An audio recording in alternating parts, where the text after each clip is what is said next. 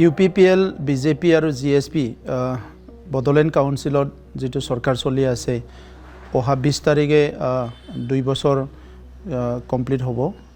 আৰু এই 2 বছৰৰ উপলব্ধিত প্ৰথম মই আমাৰ ভাৰতৰ প্ৰধানমন্ত্ৰী নৰেন্দ্ৰ মোদী ডাঙৰীয়াক ধন্যবাদ জনাব বিচাৰো তেখেতৰ এটা এবল লিডাৰশিপ তেখেতৰ ডাইনামিক এটা লিডাৰশিপৰ কাৰণে 2020 চনত এটা চুক্তি হৈ গল এই চুক্তিৰ পিছত এন্টায়াৰ বডোলেণ্ডত এটা নতুন এটা ডাউন নতুন এটা সূৰ্য উদয় হল আৰু সেই কাৰণে এতিয়া সকলো জাতি জনগোষ্ঠী সকলো নাগৰিক আমি শান্তিত থাকিব পাৰিছো এই বিশেষ দিনত মই ভাৰতৰ সন্মানীয় গৃহমন্ত্ৰী অমিত শাহ ডাঙৰীয়াক ধন্যবাদ জনাব বিচাৰো তেখেতৰ যেটো গাইডেন্স তেখেতৰ যেটো নেতৃত্ব ইয়াৰ তেখেতৰ প্ৰেজেন্সতে 2020 চনৰ শান্তি চুক্তি সম্পন্ন হৈছিল আৰু তেখেতৰ প্ৰত্যেকটো মুহূৰ্তত যেটো আমাক এটা ভাল গাইডেন্স তেখেতে দি আছে সকলো সমস্যাত ইয়াৰ দ্বাৰা আজি আমি বহুতখিনি আমাৰ একৰ্ডৰ ক্লজেছখিনি ইমপ্লিমেন্ট কৰিব পাৰিছো আৰু বাকিখিনিও এটা ভাল এটা ডাইৰেকশ্যনত গৈ আছে এই কাৰণে মই তেখেতক ধন্যবাদ জনাব বিচাৰো আৰু ইয়াৰ লগতে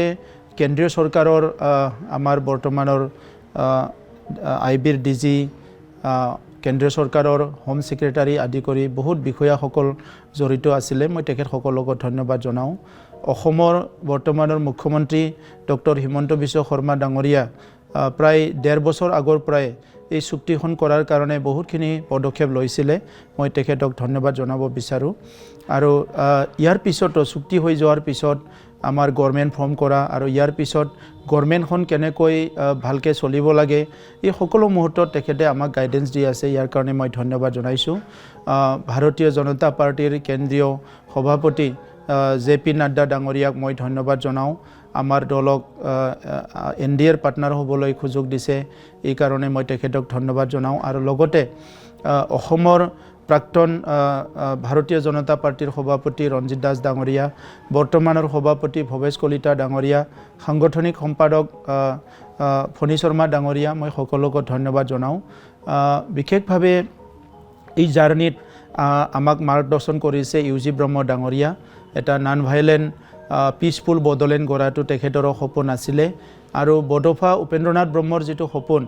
যে আমি বডোলেণ্ড অঞ্চলত বসবাস কৰা জনসাধাৰণে সাংবিধানিক অধিকাৰ পাব লাগে আৰু নিজৰ ভৰিত নিজে থিয় দিবলৈ কিছুমান সুযোগ পাব লাগে আৰু এই কাউন্সিলটো হোৱাৰ পিছত বহুতখিনি স্কোপ এই অঞ্চলৰ ৰাইজে পাইছে ইয়াৰ কাৰণে মই বডোফা উপেন্দ্ৰনাথ ব্ৰহ্মৰ স্বৰ্গীয় আত্মাৰ প্ৰতি শ্ৰদ্ধা নিবেদিছো বিশেষভাৱে আমাৰ মটো আছিল স্মাৰ্ট গ্ৰীণ এণ্ড আমি পিসফুল বডোলেণ্ড গঠন কৰাটোৱে আমাৰ উদ্দেশ্য আছিল আৰু এই 2 বছৰত আমি উপলব্ধি কৰিছো যে বডোলেণ্ডখন পিসফুল হৈছে বডোলেণ্ডখন গ্ৰীণ কৰি ৰাখাৰ কাৰণে আমি বহুতখিনি আঁচনি ইতিমধ্যে হাতত লৈছো আৰু স্মাৰ্ট কৰাৰ কাৰণে council governance district governance block লেভেললৈকে কেনেকৈ এফেক্টিভ গভৰ্নেন্স দিব পাৰো ইয়াৰ কাৰণে আমি বহুতখিনি কাম কৰিছো আৰু বডোলেণ্ড অঞ্চলত যিখিনি ৰিসোৰ্সেছ আছে আৰু যিখিনি ৰিসোৰ্সেছ আমাৰ আহে এই ৰিসোৰ্সেছটো প্ৰপাৰ ইউটিলাইজ কৰাৰ কাৰণে আমি বিভিন্ন পলিচিবিলাক আমি হাতত লৈছো বিভিন্ন ট্ৰেনিং বিভিন্ন কামবিলাক কৰি আহিছো আৰু ইয়াত বিশেষভাৱে আমাৰ গেপ যেটো এটা হিউজ গেপ আছে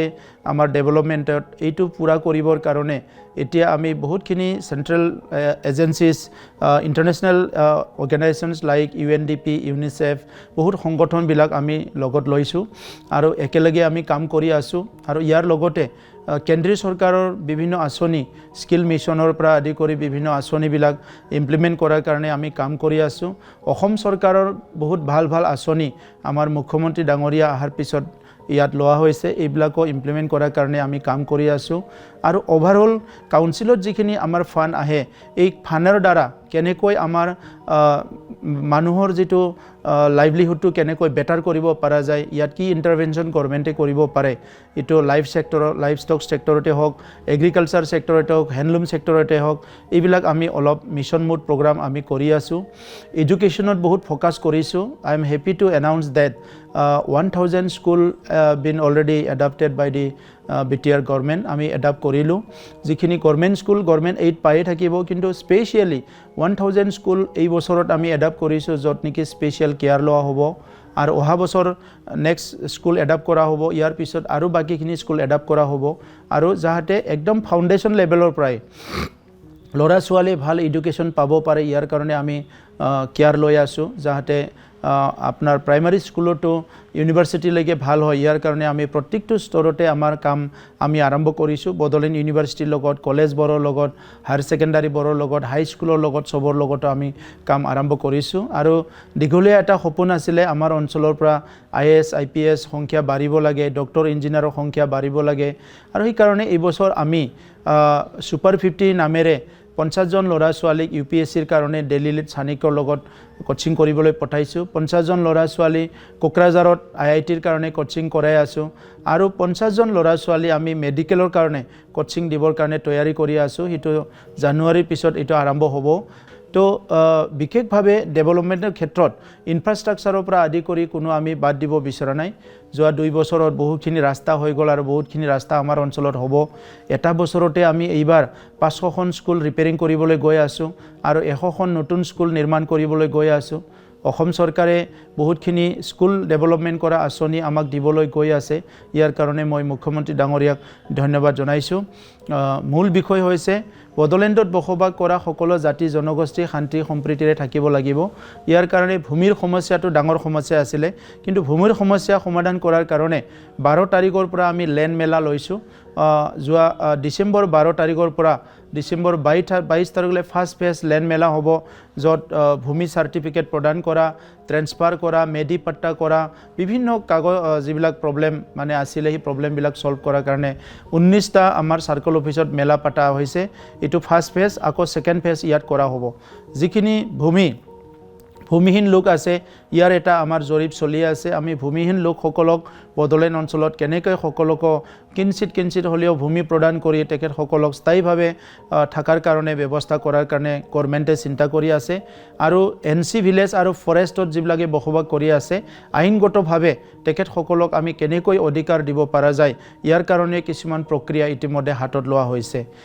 আমি বিচাৰিছোঁ এটা নিকা চৰকাৰ আৰু সেই নিকা চৰকাৰটো আনাৰ কাৰণে আমাৰ EM সকল MCLA সকল আমাৰ চৰকাৰখন বহুত আমি কাম কৰি আছোঁ আপোনালোকে দেখিবলৈ পাইছে যে যোৱা 2 বছৰত যিখিনি চাকৰি পাইছে কাউন্সিলত কোনো ঘুষ দিব লগা হোৱা নাই এই বছৰো বহুতে চাকৰি পাব ইয়াত কোনো ঘুষ দিব নালাগিব মই ৰাইজক অনুৰোধ কৰিছোঁ যি সকল ক্যান্ডিডেটক অনুৰোধ কৰিছোঁ তেখেত সকলে যাতে চাকৰিৰ ক্ষেত্ৰত কোনো লেনা দেনা নকৰে এটো মই তেখেত সকলক অনুৰোধ কৰিছোঁ আৰু আমি বিচাৰিছোঁ এটা সুস্থ BTR এটা উন্নত BTR আৰু সেই কাৰণে BTR চুক্তিৰ যিবিলাক দফা আছিলে সেই দফাবিলাক আখৰে ৰূপায়ণ কৰাৰ কাৰণে আমি কাম কৰি আছোঁ বহুতখিনি দফা ইতিমধ্যে প্ৰসেছত আছে বহুতখিনি ইনষ্টিটিউশন নিৰ্মাণ কৰাৰ ফলে আগবাঢ়ি আছে তো সেই নিৰ্মাণ কৰা আৰু প্ৰসেছত যিখিনি আছে সেইখিনি আমি ইমপ্লিমেন্ট কৰাৰ কাৰণে আমাৰ সকলোকে লৈ প্লে আমি আগবাঢ়ি গৈ আছোঁ NDBৰ মই বন্ধুসকলক আমাৰ যি সকল নেতা আছে সন্মানীয় নেতাসকলক প্ৰাক্তন NDBৰ মই ধন্যবাদ জনাও তেখেতসকলে মূল খুঁটিলৈ আহিল এতিয়া সমাজৰ লগত থাকি সমাজ গঢ়াৰ কামত তেখেতসকলে বহুতে নিয়োজিত হৈছে মনোনিৱেশ কৰিছে বহুতে ৰাজনীতিত জড়িত হৈছে বিভিন্ন কামত জড়িত হৈছে মই প্ৰাক্তন NDBৰ নেতা কৰ্মীসকলক ধন্যবাদ জনাইছোঁ আৰু সমাজকো মই অনুৰোধ কৰিছোঁ যে তেখেতসকলক এতিয়া স্বাভাৱিক জীৱনত যাতে সদায় তেখেতসকলৰ লগত থাকি সমাজখন আগুৱাই নিয়াৰ একেলগে কাম কৰাত যাতে এটা পৰিৱেশ গঢ়ি তোলে ইয়াৰ কাৰণে সমাজক মই অনুৰোধ কৰিছোঁ BTR গভৰ্ণমেণ্ট BTR অঞ্চলৰ 35 লাখ ৰাইজৰ গভৰ্ণমেণ্ট 35 লাখ ৰাইজৰ সিকিউৰিটি পিস এণ্ড ডেভেলপমেণ্টটোৱে আমাৰ মূল উদ্দেশ্য গতিকে অনাগত দিনত ৰাইজৰ আদৰ পাম বুলি আশা কৰিছোঁ আৰু আমাৰ প্ৰত্যেকজন চৰকাৰৰ মানে আমাৰ ইলেক্টেড মেম্বাৰ্ছ এণ্ড বিষয়া কৰ্মচাৰী সকলক বডোলেণ্ড অঞ্চলৰ ৰাইজৰ স্বাৰ্থত সেৱাত কাম কৰিবলৈ মই তেখেতসকলক অনুৰোধ কৰিছোঁ